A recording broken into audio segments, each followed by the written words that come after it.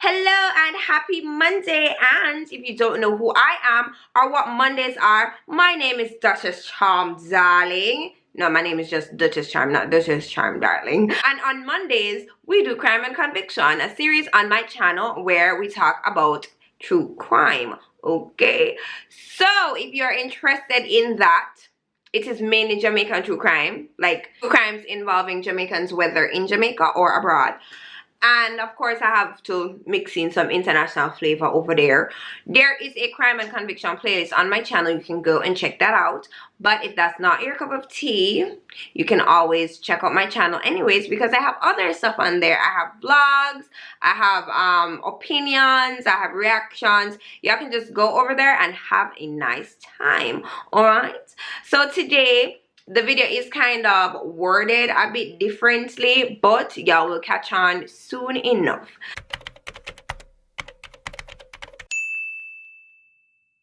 I don't make these types of videos to cause harm or disrespect or anything to the family members or whoever.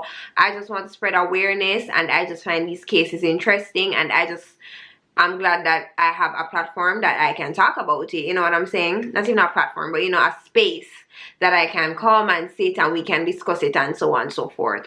One of our main characters, yes, I just said one of our main characters, is Andreen McDonald. So let us jump right in. Andreen Nicole Anderson was born in September of 1989 in Port Antonio, Jamaica. Growing up, she was raised by her father, it is said, but her mother was still in the picture. I'm just guessing that her father was her primary parent. Now, she was from a poor family, and because of this, she was raised poor. So poor that some days she had to skip school. She attended Norwich Primary School in the parish, and then she passed her exams for one of the best schools in the parish, if not the island. That's debatable. She passed for Titchfield High School. From Titchfield to Excelsior Community College, where Andreen earned a degree in business studies at just 18 years old. Andreen was known for her competitive streak, and she liked to win. She said that failure was not acceptable. It was just a no-no. Despite being a competitive woman, Andreen was also described as loving. It said that every single thing she did it with love, and it was so rare. She would just get up in the mornings and had this drive to just want to help people. Even though it seems like it's Andreen's story, well, yeah, it is Andreen's story, but this would not be a crime and conviction video without our other main character, Andreen McDonald. Andreen McDonald was born in 1979, and he was also from Port Antonio, Jamaica. Andreen was raised by his grandmother, and he was a high school graduate. I did not find which high school he went to or when he migrated, because he did migrate to Florida, where he attended the Florida International University and earned a degree in electrical engineering. In November of 2014, after going to a basic officers school, Andreen joined the Air Force. He was stationed in various locations until being assigned to the Cyber Warfare Unit. Even though Andreen and Andre were from the same town in Jamaica, they actually first met in Florida. I'm not seeing when exactly they met, but sparks went flying, and the couple got married on July 9th, 2009. Come like swaps. Andy, you come like piece of video for you. Woo! No bother me there.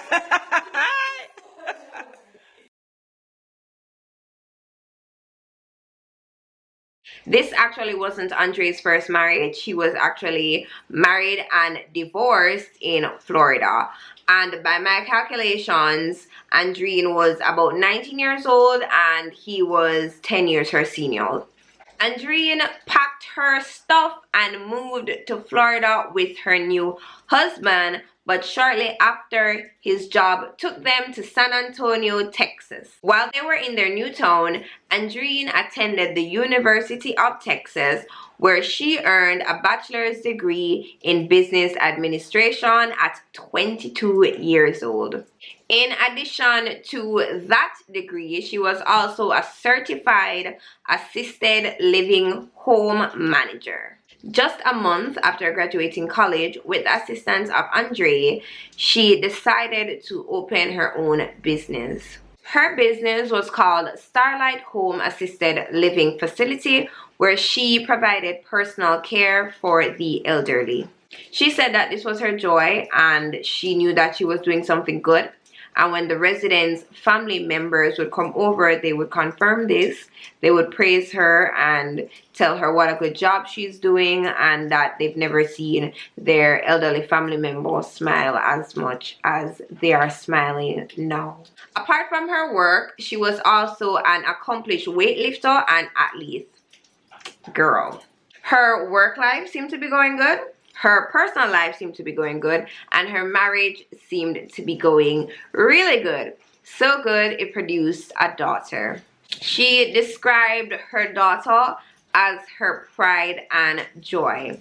Now, even though I do know the name of the child, I won't be using the child's name nor showing her face in any of the pictures, even though pictures are out there and her name is out there. But in most of the articles and the news reports that I've read or watched, they did not use the child's name, so I won't be using the child's name. That is one.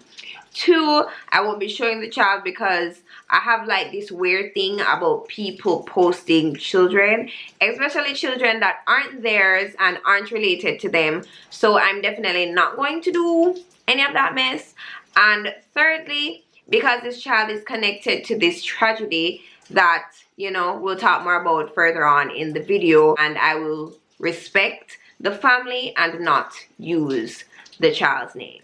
Okay? So Andreen loved the gym and Andreen loved her job, but most of all, she loved her little family. And no matter how busy she got or they got, they would always find time for each other. And one of the rules were that they would have dinner together, all three of them, Andre, Andreen, and their daughter, at the table. They did this every single night. Andreen was big on family, so she would also spend time with her extended family and her mother and sister that also lived in Texas. So her work life was going good and her personal life was going good. I've said this like 3 times in the video. She got invited to do multiple speeches in Jamaica. One of these speeches included her primary school. She was really proud about that. And on Excelsior's website, she actually has a write-up underneath the alumni spotlight section. I will be linking that down below in the description if you guys want to go and read it yourself. But unfortunately, the picture of a perfect marriage was starting to show cracks. In April 2016, Andreen called the police to one of the properties that she used for her business. Apparently, she got into an argument with Andre. She asked him to leave. He refused. She called the police and then she decided to leave. However, that's where it started and that's where it stopped. In February 2017, Andre filed for divorce. On May 13th, 2017, the police were called yet again by Andreen. There was another argument. This time, it was about a bank account that Andre did not have access to. And also, Andreen saw some texts in Andre's phone from another woman. The argument got heated and they started to push each other around, but apparently that's all that happened according to Andreen. She then asked him to leave the location because she wanted to cool down and he left. The next day, the police were called yet again, but this time it was by Andre. He went to the house to pick up some of his belongings, but his wife, she was throwing them out. So he needed an officer to stand by while he collected his stuff, which he did, and then he left. 11 days after this incident, Andree withdrew his divorce petition. In July of that same year, 2017, the couple seemed to be back on the up and up, and they purchased a home together. Now, the police weren't called to the residence again. Well, not until March 1st, 2019. Andreen did not show up to work, and that was very unlikely for the 29-year-old mother. Her family and friends called the police and said that they suspected foul play.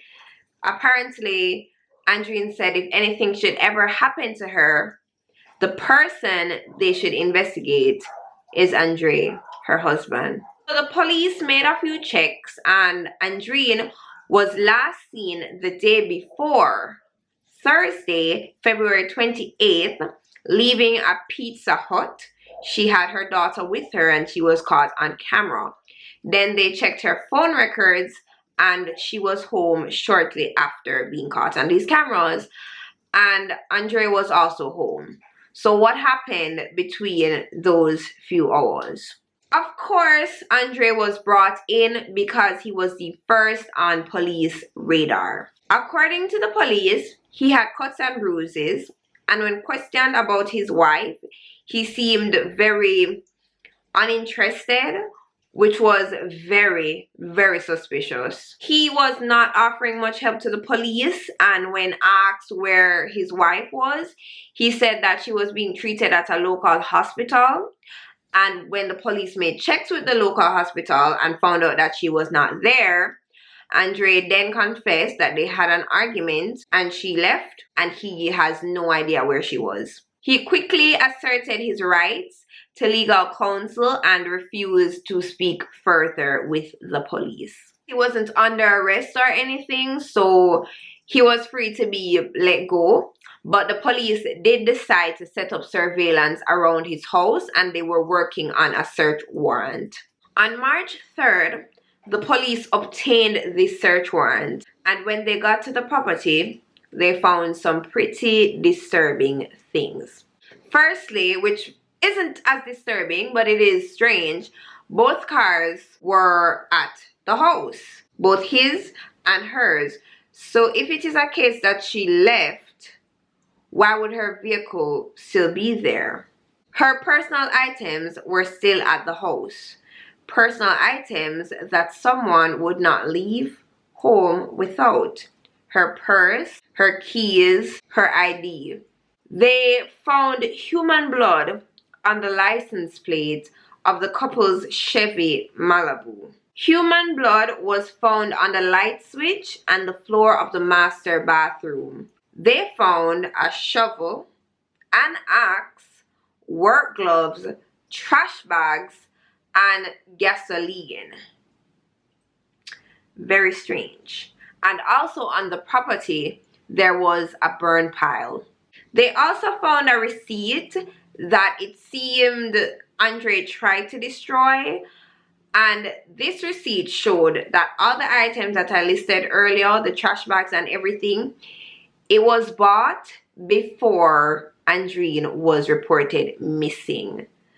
That is so strange. That seems like a get rid of a body kit. The door to the garage was also torn off the tracks. Andree left the house that same day, and the police decided to follow him, and he went to, out of all places, a gun shop.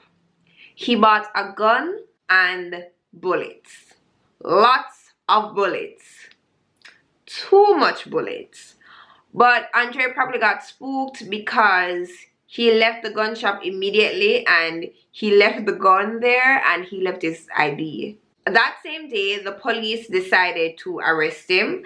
At first, they said it was for his own safety because the amount of bullets that he bought, they were saying that was kind of too much for just a suicide attempt. But then he was charged with tampering with evidence. His bond was set for $2 million. Now, the case gathered a whole lot of attention both internationally and locally here in Jamaica. The major news networks abroad, they were talking about it. They wanted to know where Andreen was. And our news publications also wrote up about it, asking, where could she be? Now, I think it was also a major case because of Andre's status. He was an Air Force major, so people wanted to know, did he do anything? Like, he was arrested. Why was he arrested, The case was getting a whole lot of attention, but this was a good thing because her family and friends, they conducted searches and a lot of volunteers came out. So they had the help and they had the support system, which was a wonderful thing. And everyone was searching for Andreen. The investigators also learned that Andre entered his military camp base on the day that Andreen was reported missing. But this sparked interest because he had no official duties there. So why would you just pop up on the base on the day that your wife was missing? So because of this, the persons from the airport base, the authorities and the police and everyone, about 200 volunteers, they searched the base, but they found nothing.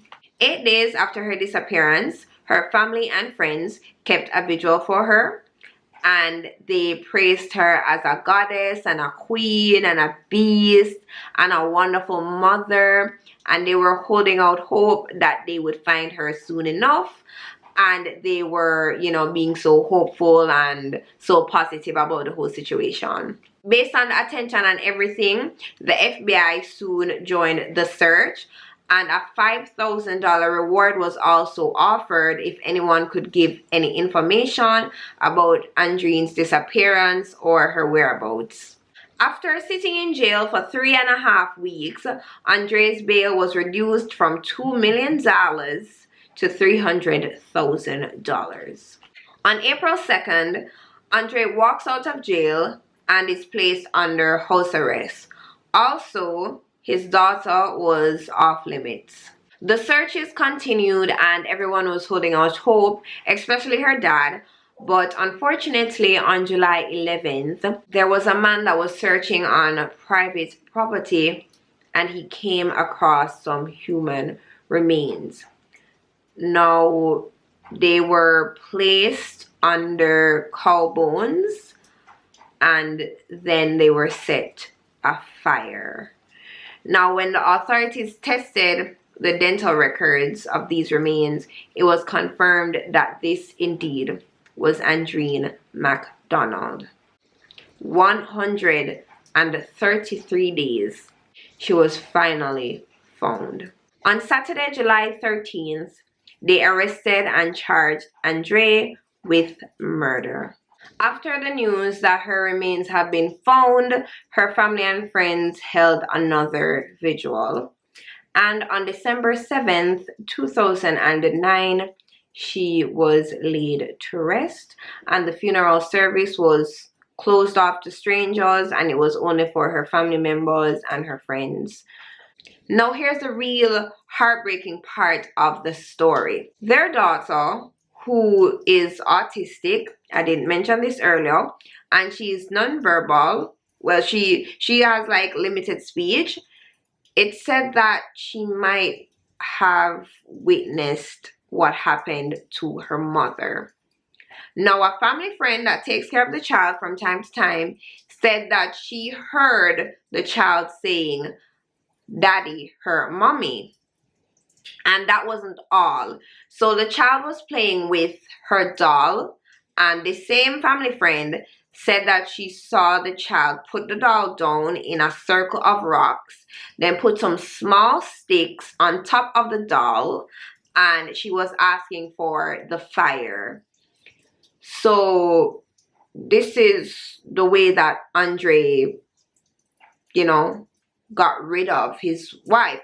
Allegedly, Andre McDonald has not been convicted of this crime. He is sitting in jail awaiting his court date. He had a pre-trial date set for September 3rd of last year. Actually, it was before September 3rd, but it was rescheduled for September 3rd. His trial was supposed to be last summer, but clearly, you know, no trial. There's literally no trial date set. There's no trial date. I know that he's had a few court appearances and his lawyer has asked for more time, so I'm assuming that's why the trial date hasn't been set. Because, you know, he also has to gather evidence so he can defend his client. So that's what we're waiting for. We are literally waiting for a trial.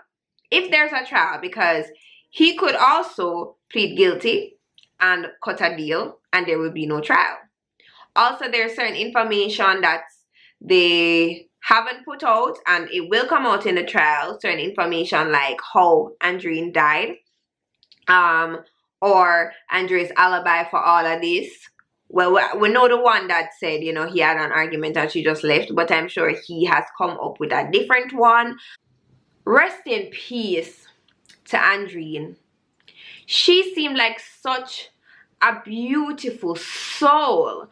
When I looked on her Facebook page, because you guys can go and check out her Facebook page, it's open. She just seemed so wonderful and so beautiful on that page. You know, she gave to charity. Like, she had like this monthly food drive. I saw some of her speeches that she did. She just seemed so inspirational and she was so driven. And it was such a beautiful thing for me to be watching her, but it was also sad because she's gone.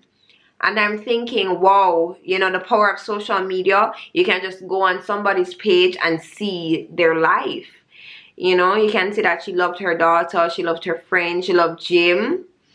It was just so sad scrolling through.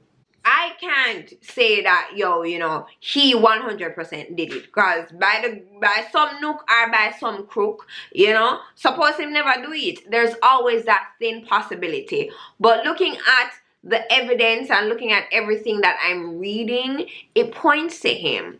I just feel as if he was always the man with the power. You know, he was the Air Force major, he had the money, he could help her out in certain ways. I'm not saying that this is definitely what happened, but I'm just assuming based on the age difference and when they got married and whatever. So he also helped her out with the business, and maybe she was getting to a stage that he did not like. Maybe he did not like her success, because you do have men like that do not want a woman to surpass them in certain ways. They would want the woman to stay small and stay tiny and always be a foot mat or a floor mat. So she can be as strong as she wants to the public eye, but when it comes to their relationship, she should be submissive to him. Maybe eventually that kind of faded over time because, you know, maybe she's seeing certain stuff now that she didn't see back then, you know, more mature eyes and stuff like that. That could be the case. It could also be money, because in one of their arguments it was over a bank account that he did not have access to. Also, when he filed for divorce, he actually asked to be reinstated in one of the bank accounts. I don't know the backstory about that. Maybe she came home that night and an argument developed and he just snapped. Then again, we don't even know how she died. We just know that she was found in the condition that she was found. When I have an update, I will be sure to sit down right here on this chair with this here background or a different background. I don't know when we're gonna get an update and we're gonna talk about it, but that is all I have for today's crime and conviction. Of course, if you guys want to read up about it for yourselves, the links to my sources will be in my description box.